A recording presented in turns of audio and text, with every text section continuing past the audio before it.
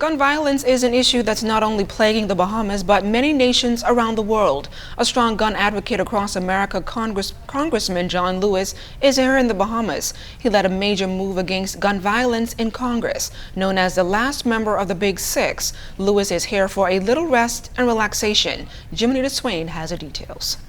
The struggle in America and the struggle here is so similar. It's an ongoing struggle. His was the voice behind the recent Democratic Party sit-in protest in Congress that followed the Orlando shooting where 49 people died.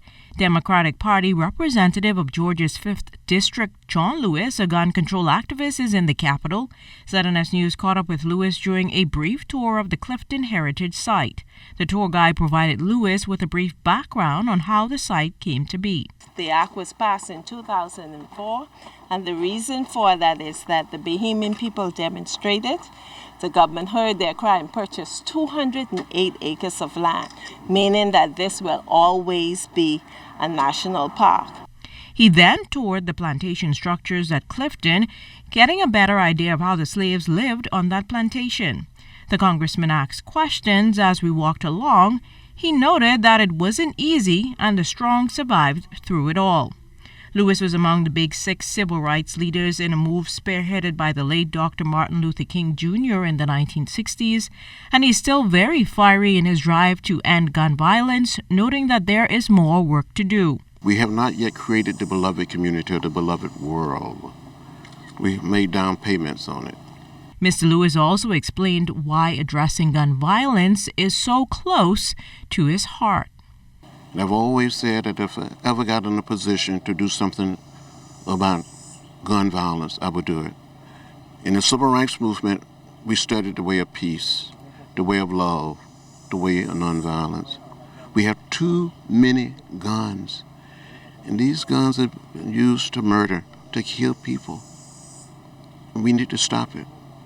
And that's why we took seats on the floor of the House of Representatives and had a sit-in to dramatize the issue, to make it real, to make it simple.